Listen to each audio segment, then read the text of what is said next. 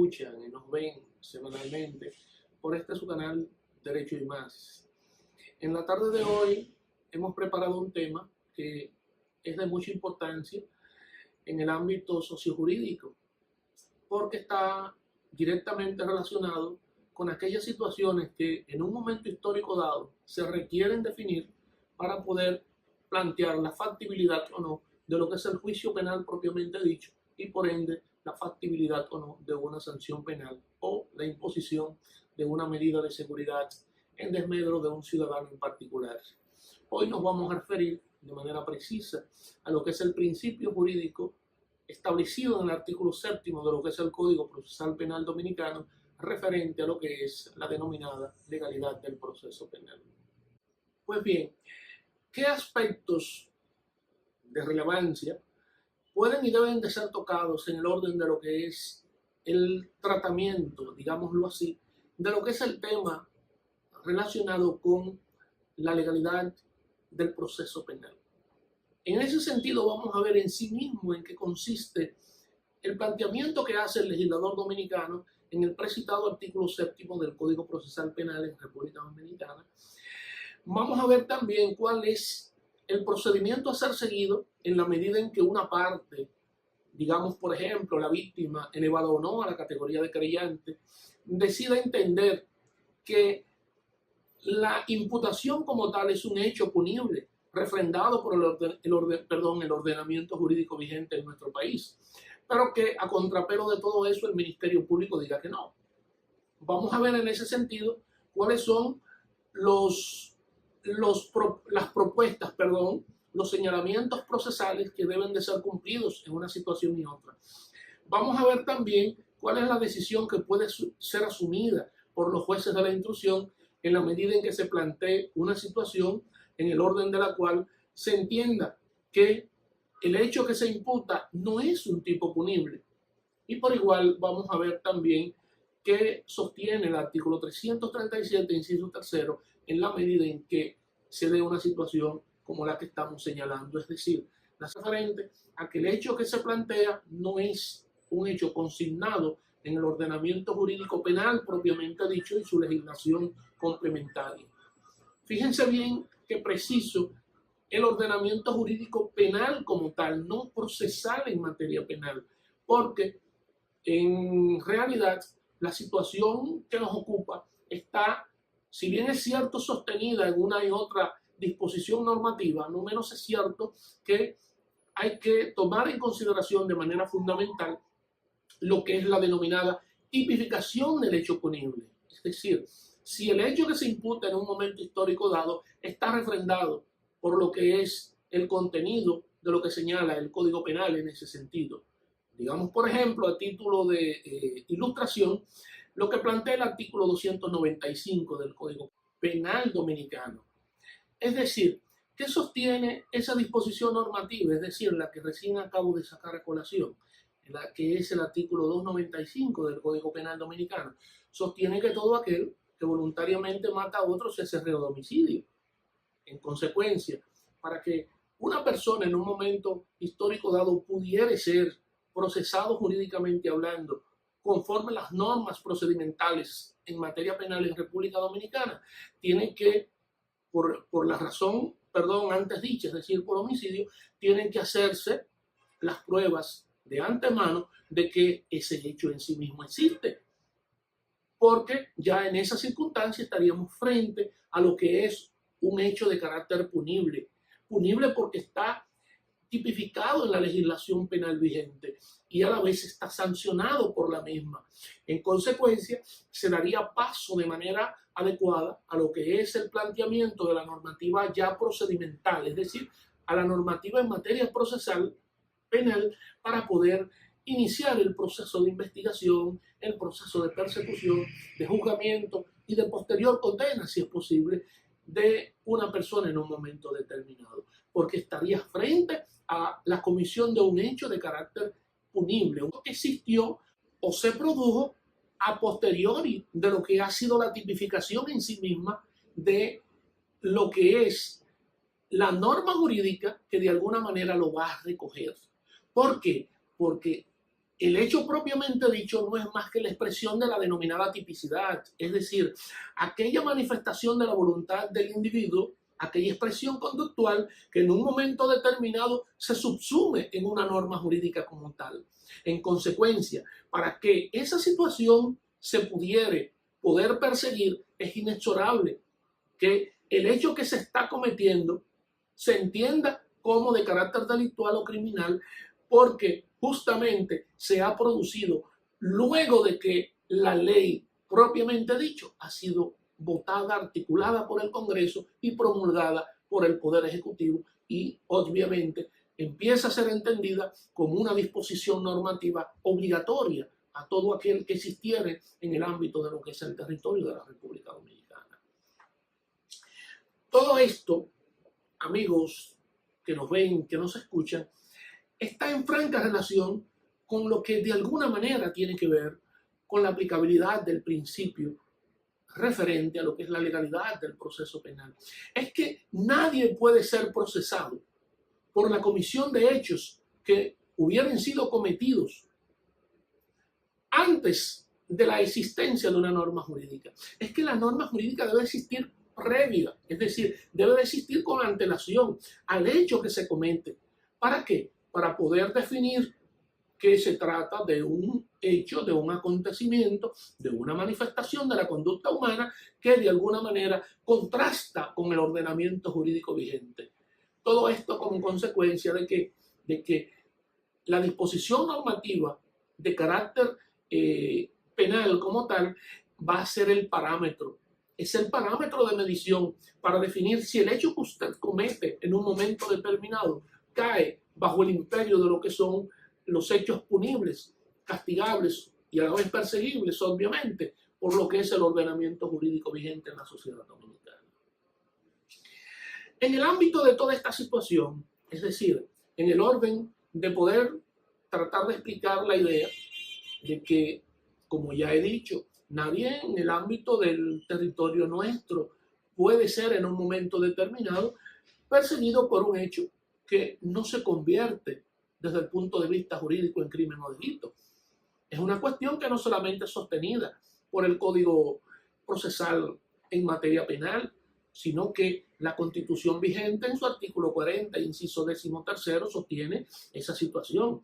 Es decir, nadie puede ser juzgado ni condenado por un hecho que no se convierte en un crimen o un delito.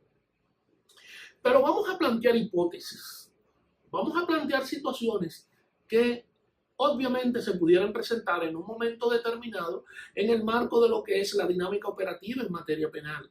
Digamos que una persona se entiende víctima de un hecho, obviamente, y presenta una querella ante el Ministerio Público por una situación de esa naturaleza. Esa persona, entendida como víctima, va frente a los ojos del Ministerio Público a plantearle, por medio de su querella, o podría ser también de su denuncia, que se ha cometido un hecho en su desmedro, un hecho de carácter penal, ya sea delito o ya sea crimen.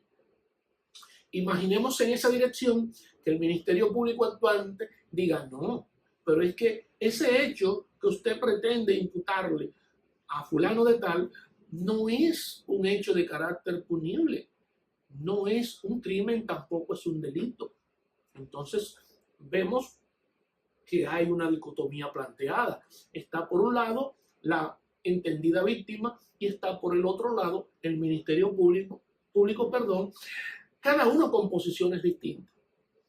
¿Qué solución desde el punto de vista jurídico procesal en materia penal habrá de tener ese planteamiento que estamos colocando frente a ustedes? Obviamente, si el Ministerio Público insiste en entender que no se trata de un hecho punible, tiene inexorablemente que acogerse al contenido de lo que dispone el inciso 6 del artículo 281 del Código Procesal Penal Dominicano, modificado recientemente, como hemos dicho en varias ocasiones anteriormente, por la Ley 10-15. Tiene que acogerse en ese sentido al archivo del expediente. ¿Por qué? Porque para el Ministerio Público estamos frente a un hecho que no es una infracción a la ley penal y como consecuencia de esa situación no puede él pretender darle continuidad a ese proceso porque el juez de la instrucción no lo va a acoger. Entonces, decide en ese sentido o debe decidir archivar el expediente. A propósito de todo eso, el Ministerio Público está obligado a cumplir con un conjunto de normas para poder archivar el expediente. Primero tiene inexorablemente, conforme el 282 del precitado Código Procesal en materia penal, tiene que notificarle a la víctima para que presente sus objeciones en el plazo de 10 días. Tiene que cumplir con ese procedimiento. Entonces, la víctima puede presentar las objeciones sosteniendo frente al propio Ministerio Público que lo que él entiende, que sí que se trata de un hecho punible y que por vía de consecuencia debe de perseguir. Como vemos, el fiscal dice que no y entonces tiene que acogerse a la disposición normativa del 281, inciso sexto, que acabo de sacar a colación, y archiva el expediente. Preguntarán ustedes, ¿y se quedará la víctima de brazos cruzados? ¿Tiene, desde el punto de vista jurídico, las manos atadas? ¿No tiene la oportunidad, desde el punto de vista jurídico procedimental en materia penal, de poder echar manos, como decimos corrientemente en el argot popular, a una disposición de ley que le permita atacar esa decisión del Ministerio Público? Claro que sí. La respuesta es abiertamente positiva.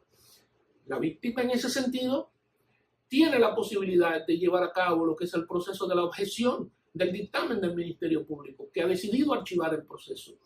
Para eso, la víctima tiene un plazo de 5 días, que se cuentan a partir del momento en que se le notifica la decisión del Ministerio Público de archivar el proceso. Entonces, en ese plazo de 5 días, la víctima va, ¿a dónde? Ante el juez de la instrucción, que es el juez competente en este caso, para poder decidir si mantiene o revoca la decisión de archivo del Ministerio Público. Entonces, frente a ello,